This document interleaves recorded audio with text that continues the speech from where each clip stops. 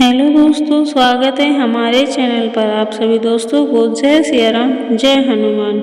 महाभारत युद्ध पौराणिक युग में लड़ा गया सबसे बड़ा युद्ध था, जिसमें लाखों की संख्या में योद्धा वीर गति को प्राप्त हुए थे। इस युद्ध की विभीषिका ने संपूर्ण भारतवर्ष को लगभग योद्धा विहीन कर दिया।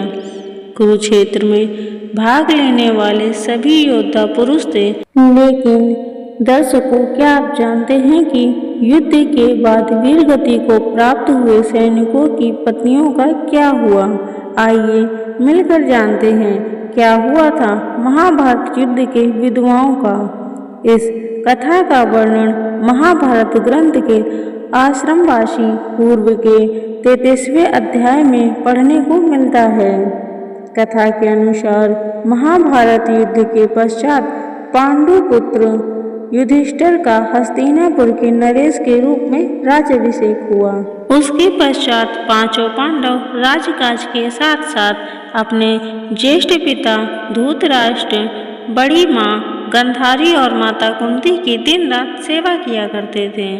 पांडवों की सेवा से धृतराष्ट्र और गांधारी धीरे धीरे अपने पुत्रों के शोक से बाहर आ गए। इसी तरह 15 वर्ष का समय बीत गया।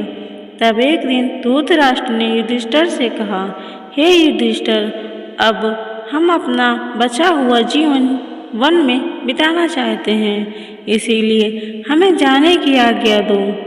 अपने ज्येष्ठ पिता की बातों को सुनकर युधिष्ठिर दुखी हो गए, परंतु विदुर के समझाने पर उन्होंने धृतराष्ट्र सहित गांधारी, माता कुंती और विदुर को वन जाने की आज्ञा दे दी। उसके अगले दिन धृतराष्ट्र, गांधारी, कुंती, विदुर और संजय सन्यासी का रूप धारण कर वन को प्रस्थान कर गए। उसके पश्चात पांचों पांडव अब हर समय अपने प्रजा की सेवा में लगे रहते। पांडवों की सेवा से हस्तिनापुर की प्रजा तो खुशहाल थी, लेकिन अपने युद्ध में विधवा हुई स्त्रियों के शोक में अक्सर रोया करती थी, पर इसका आभास अपने राजा को न होने देती। कुछ समय पश्चात एक दिन पांडवों में सबसे छोटे सहदेव को माता कुंती से मिलने की इच्छा हुई। सहदेव ने अपनी इच्छा शेष चारों पांडवों से जाकर कहा। सहदेव की बातें सुनकर शेष तीनों पांडव भीम, अर्जुन, नकुल और उनकी पत्नियों के मन में भी माता कुंती से मिलने की इच्छा जागृत हो उठी। यह देख हस्तिनापुर नरेश युधिष्ठिर ने वन जाने के लिए आवश्यक तैयारियां करने का आदेश दे दिया। अगले दिन पांचों पांडव द्रौपदी के साथ वन की ओर चल पड़े। यह देख हस्तिनापुर के निवासी भी उनके साथ चल पड़े। उन लोगों में वो विधवा स्त्रियां भी थीं जिनके पति महाभारत के युद्ध में वीरगति को प्राप्त हुए थे। वन पहुंचकर पांचों पांडव उस आश्रम में गए जहां सभी निवास कर रहे थे। बाकी के हस्तिनापुर निवासी उसी आश्रम के आसपास निवास करने लगे।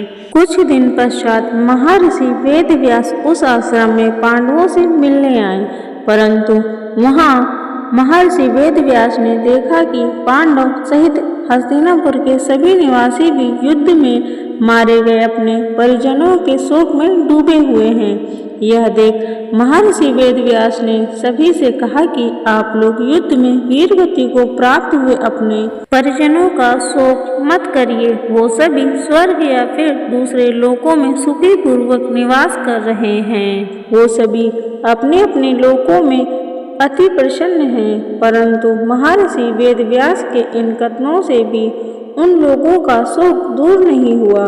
तब महर्षि वेदव्यास ने सभी से कहा कि अगर आप लोगों को मेरे द्वारा कही गई बातों पर विश्वास नहीं हो रहा है, तो आज रात में आप सभी को अपने परिजनों से मिलवाऊंगा।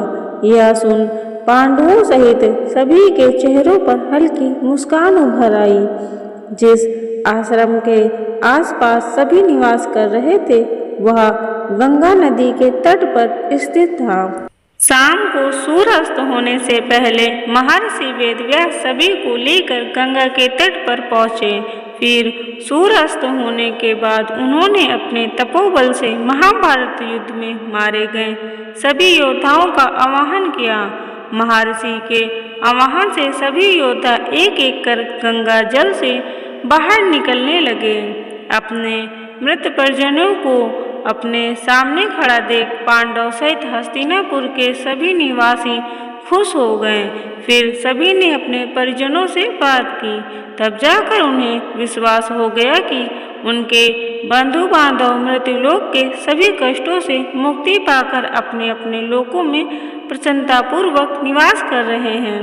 तत्पश्चात सभी के मन में जो अपने परिजनों के लिए शोक व्याप्त था वह समाप्त हो गया। कुछ समय बाद युद्ध में मारे गए योद्धा एक एक कर गंगा जल में डुबकी लगाकर अदृश्य होने लगे। यह देख महर्षि वेदव्यास ने विधवा स्त्रियों से कहा कि जो स्त्रियां अपने पति के साथ उनके लोक जाना चाहती हैं वह गंगा के इस पवित्र जल में अपना जीवन त्याग कर जा सकती हैं। महर्षि के इतना कहते ही सभी विधवा स्त्रियों ने गंगा के जल में डुबकी लगाकर अपने जीवन को त्याग दिया और सभी अपने अपने पति के लोक चली गईं।